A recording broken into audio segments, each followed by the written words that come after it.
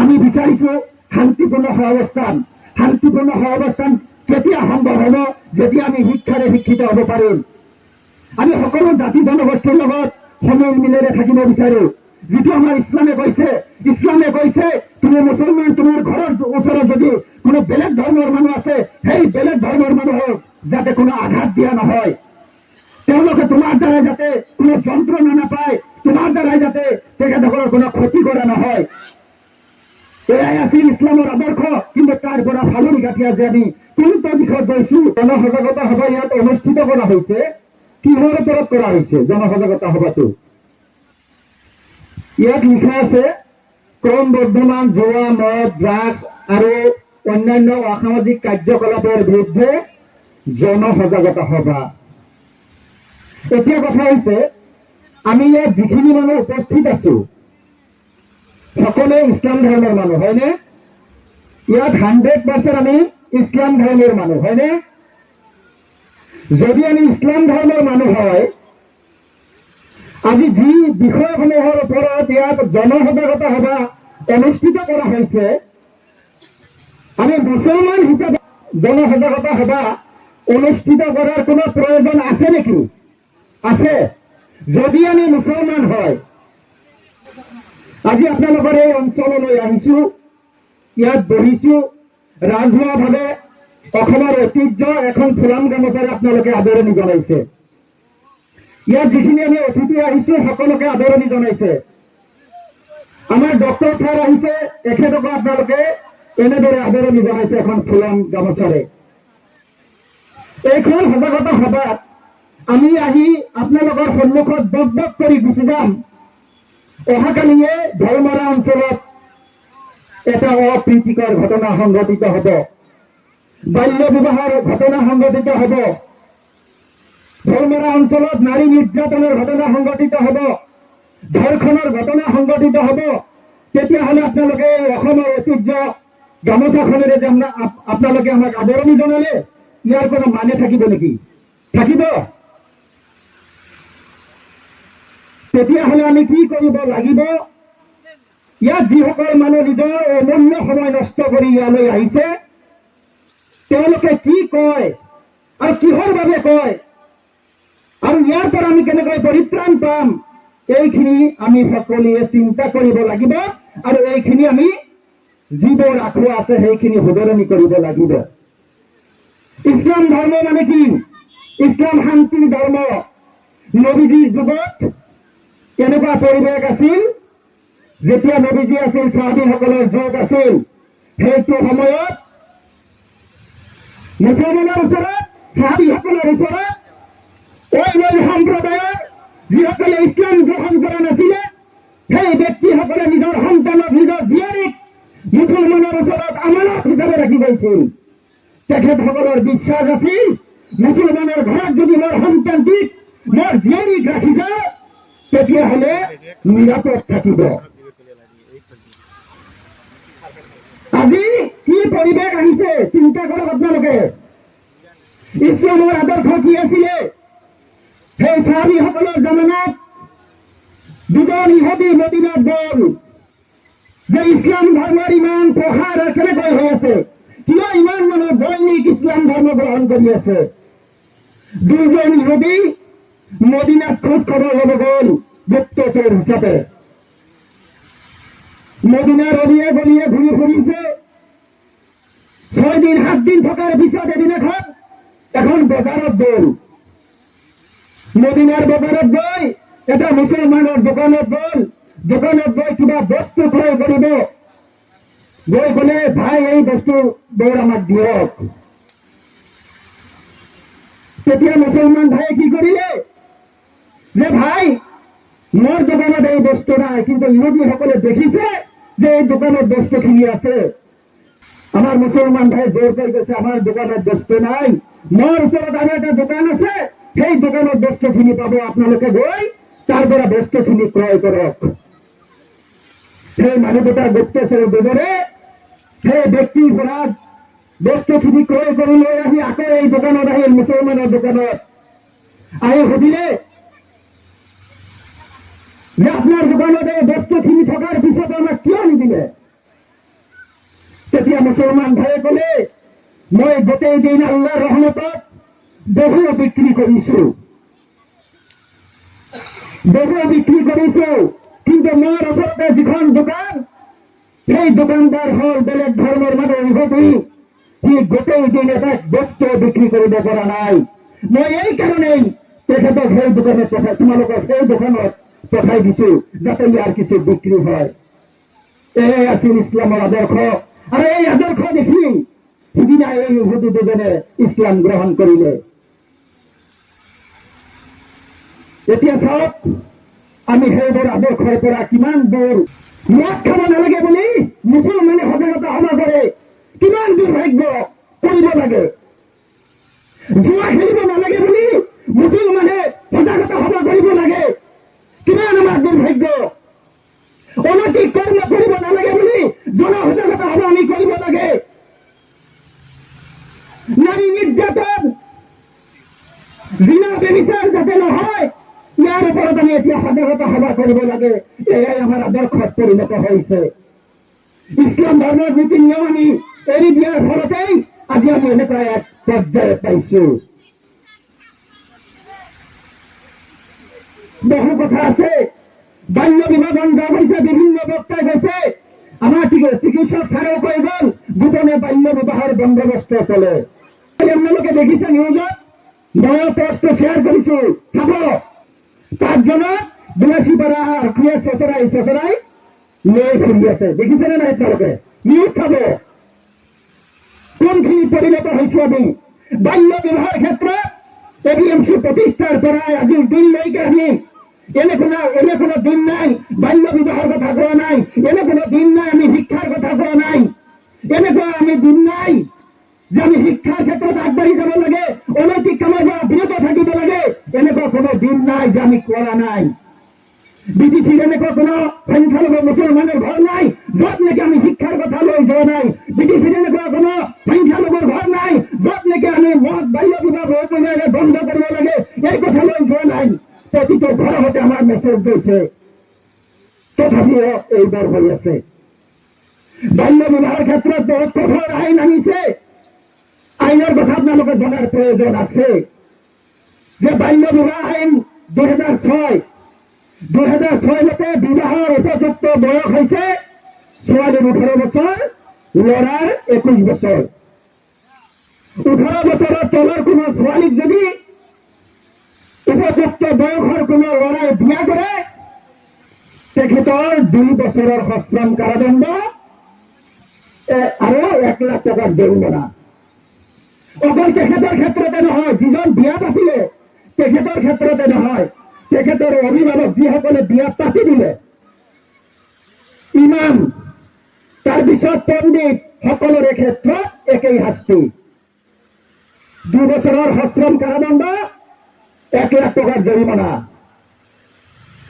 আৰু কথা আছে, বাল্য বিবাহ আইনত কৈছে যে আৰক্ষীয়ে যিকোনো সময়ত যিকোনো ব্যক্তিৰ ওপৰত গোচৰ নিজাববীয়াকৈ কৰিব পাৰে। আৰক্ষীয়ে কোনো গোচৰ দিব নালাগে।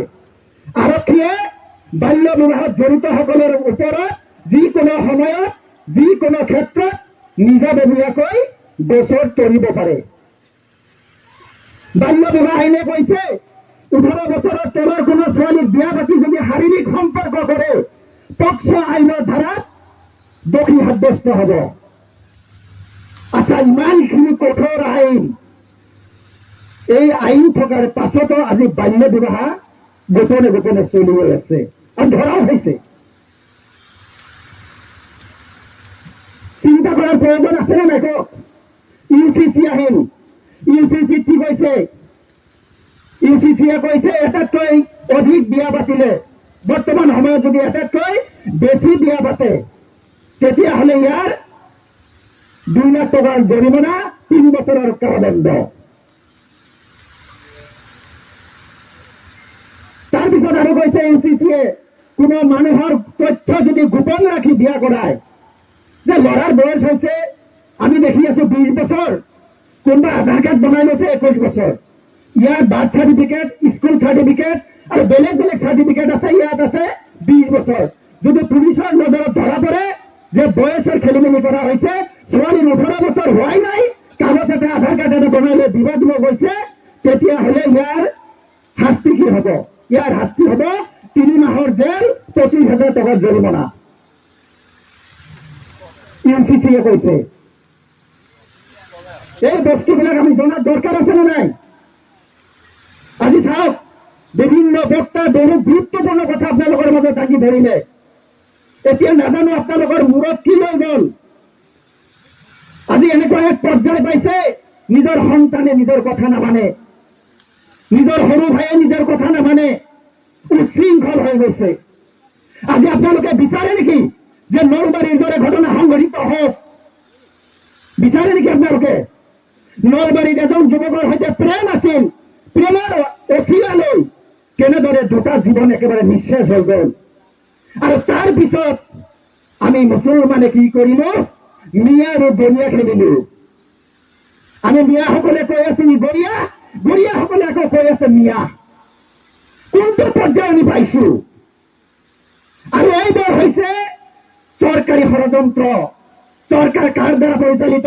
RSSৰ দ্বাৰা। RSSৰ এজেণ্ডাই হৈছে কোনো জাতি, কোনো ধৰ্মক যদি দুৰ্বল কৰি ৰাখিব লাগে, তেতিয়াহ'লে কি কৰিব লাগিব? সেই জাতি, সেই জনগোষ্ঠীক ক্ষুদ্ৰ ক্ষুদ্ৰ গোটত ভাগ কৰিব লাগিব। আৰু RSSৰ এজেণ্ডা মতে আজি আমি কোনোবাই গৰিয়া হৈছো, কোনোবাই মৰিয়া হৈছো, কোনোবাই জেচি হৈছো, কোনোবাই উদানী হৈছো, কোনোবাই ভাটিয়া হৈছো, কোনোবাই মিয়া হৈছো। হয় নে নাই কওক আপোনালোকে? আজি আপোনালোকে যদি কোনো নিউজ ওলায়, নিউজত চাব হেডলাইনত ডাঙৰ ডাঙৰকৈ নাম গৈ আছে, অমুক আলী, অমুক ৰহমান, অমুক ইছলাম আজি অমুক কাণ্ডত জড়িত। মই 3 দিনৰ পৰা একাধাৰে দেখি আহিছো, প্ৰত্যেকটো ড্ৰাগছ ব্যৱসায়ী মুছলমান, প্ৰত্যেকটো গাঞ্জা ব্যৱসায়ী মুছলমান। আপোনালোকে মিডিয়াত চাব, আৰু পুলিচৰ পেজ আছে, পুলিচৰ পেজবোৰত দেখিব। যোৱা 2 দিন আগতে কোকৰাঝাৰতে এজন গ্ৰেপ্তাৰ হৈছে। কোকৰাঝাৰ বেছি দূৰ নহয়, আপোনাৰ খুটামাৰীত এজন গ্ৰেপ্তাৰ হৈছে মুছলমান, ড্ৰাগছ সহ। আজিও এই যে অলপ আগতে কৈ গ'ল ফেন্সিডিলৰ কথা, না কাৰ টপ চিৰাপৰ কথা যে কৈ গ'ল, টপ চিৰাপ 19,500 বটল সহ আজিও গ্ৰেপ্তাৰ। চাৰিওপিনে এনেকে পৰিৱেশ হৈছে, এনে চৰকাৰীভাৱে আমাক অত্যাচাৰ কৰা হৈছে। কোনোবা উচ্ছেদ কৰি, কোনোবা মিয়াৰ নামত, কোনোবা যদি উদনিত কাম কৰিব গৈছে খেদি দিছে। এনেকুৱা পৰিৱেশৰ মাজতো আমাৰ কিছুমান 2-এজন দুষ্ট প্ৰকৃতিৰ লোকৰ কাৰণে আমাৰ সমাজটো কলুষিত হৈ পৰিছে, আমাৰ ধৰ্মটো বদনাম হৈ পৰিছে। এইখিনি আমি দূৰ কৰিব লাগিব। আৰু এইখিনি দূৰ কৰাৰ কাৰণে আমি কি কৰিব লাগিব? আমি সমাজ সচেতন হ'ব লাগিব, সামাজিকভাৱে আমি ঐক্যবদ্ধ হ'ব লাগিব। আজি আপোনালোকৰ গাঁৱত যদি এনেকুৱা দুষ্ট প্ৰকৃতিৰ কোনোবা ওলায়, সেইজনক যাতে কোনো সহযোগ নকৰে। আপোনালোকে একত্ৰিত হওক। সি মোৰ ভাই হ'ব পাৰে, সি মোৰ ককাই হ'ব পাৰে, মোৰ কোনো আত্মীয় স্বজন হ'ব পাৰে, কিন্তু এই ক্ষেত্ৰত আমি সিদ্ধান্ত গ্ৰহণ কৰিব লাগিব। সমাজৰ ক্ষেত্ৰত, নিজৰ জাতিটোৰ ক্ষেত্ৰত, নিজৰ ধৰ্মটো সুৰক্ষিত কৰাৰ কাৰণে ইয়াক আমি সামাজিকভাৱে বৰ্জন কৰিব লাগিব। নলবাৰীৰ মানুহে কি কৰিল? সেই ল'ৰাটোক কবৰস্থ কৰিব নিদিলে, কৰিছে নে নাই? আৰু তাৰে পৰা আমি শিক্ষা লোৱাৰ প্ৰয়োজন আছে যে আজি কি হৈছিল, কি হ'ল আৰু কি হ'ব গৈ আছে। আক্ষেপেৰে ক'ব লগা হৈছে, মদৰ কথাত আমি সজাগতা সভা কৰিছো।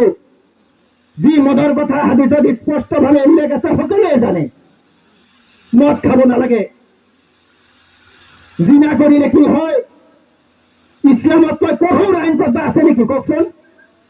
ধৰ্ষণ বা জিনাৰ ক্ষেত্ৰত ইছলামত যি আইন আছে, ইয়াতকৈ কঠোৰ আইন পৃথিৱীৰ কোনো আদালতত, কোনোবা কিতাপত আছে নেকি কওকচোন আপোনালোকে?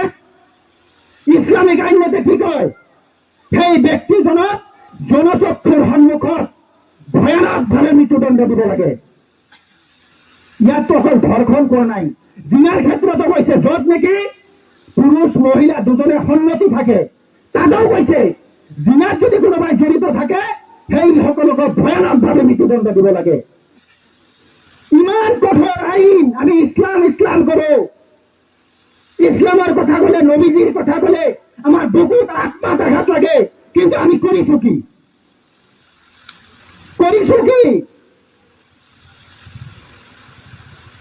এই চিন্তাবোৰ কৰক। অকল APMCৰ ওপৰত আপোনালোকে কঢ়িয়াই দিলে নহব।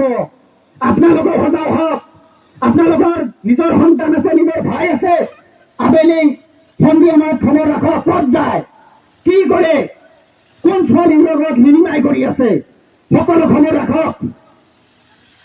এই যে লাভ জিহাদ এই লাভ জিহাদে গোটেই ভাৰতবৰ্ষ উত্তাল কৰি ৰাখিছে। গতিকে আপোনালোকক অনুৰোধ জনাইছো যে এই যে বৰ্তমান পৰিৱেশত আমি জীয়াই থাকিব লাগিব। আমি যিহেতু হাদিছ এৰি দিছো, কোৰআন এৰি দিছো, নবীজিৰ কথাবোৰ আমি এৰি দিছো, আমাৰ ওপৰত অন্যায় হবই, অত্যাচাৰ হবই, কিন্তু তাৰ পৰা আমি বাচি থাকিব লাগিব। আমি কেনেদৰে বাচি থাকিম? আমাক যিবোৰ অন্যায় অত্যাচাৰ কিহৰ বাবে কৰিছে, এই চিন্তাবোৰ কৰি ইয়াৰ ওপৰত আমি বিহিত ব্যৱস্থা গ্ৰহণ কৰিব লাগিব। তেতিয়াহে আমাৰ সমাজ পৰিৱৰ্তন হব, আমি উন্নত হব পাৰিম।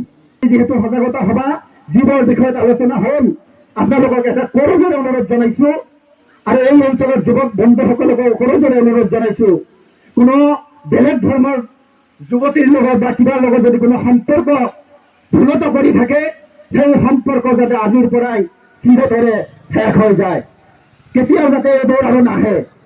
আমি বিচৰা নাই যে এইখন ধৰ্মৰাত এজন লাভ জিহাদ কৰাৰ কাৰণে, এজন ধৰ্ষণ কৰাৰ কাৰণে এটা পৰিয়ালৰ ঘৰত আহি বুলডোজাৰ আহি ঘৰবোৰ তছনছ কৰি দিয়ক।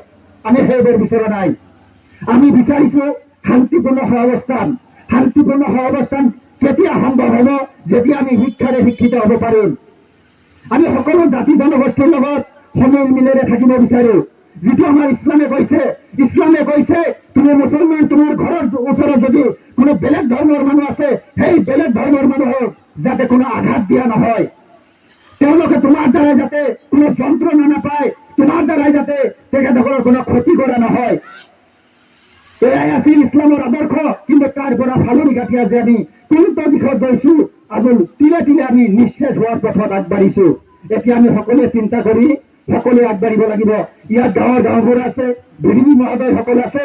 অকল আমি APMCৰ ওপৰত আপোনালোকে যদি ভোট দি বহি থাকে, তেতিয়া কিন্তু ভুল কৰা হব। আপোনালোকে আগবাঢ়ি আহক আৰু সমাজ পৰিৱৰ্তন কৰাৰ স্বাৰ্থত APMCৰ যি মিছন, আজি আপোনালোকৰ এই ধৰ্মাৰতে নহয়, গোটেই পৃথিৱীৰ প্ৰত্যেকটা আঞ্চলিকে এনেদৰে সজাগতা সভা আমি কৰিছো। আজি আপোনালোকৰ এই অঞ্চলত আহি সজাগতা সভা কৰিছো। আপোনালোকৰ বিভিন্ন সময়ত যেতিয়া দুখ হৈছিল, যেতিয়া কিবা ঘটনা সংঘটিত হৈছিল, এটাই সংগঠন আহি আপোনালোকৰ সন্মুখত থিয় দিছিল, আৰু সেইটো হৈছে APMC। হয়নে নাই কওক? গতিকে আপোনালোকক অনুৰোধ জনাম, আপোনালোকৰ চিন্তাধাৰা আছে, কাৰ বিপদত কোনে আহি আছে, কোনে কি কৰি আছে, এইবোৰ চিন্তাধাৰা কৰি আপোনালোকে APMCক সহযোগ কৰক। নিশ্চয় আপোনালোকেও আমাৰ সহযোগিতা নিশ্চয় পাব।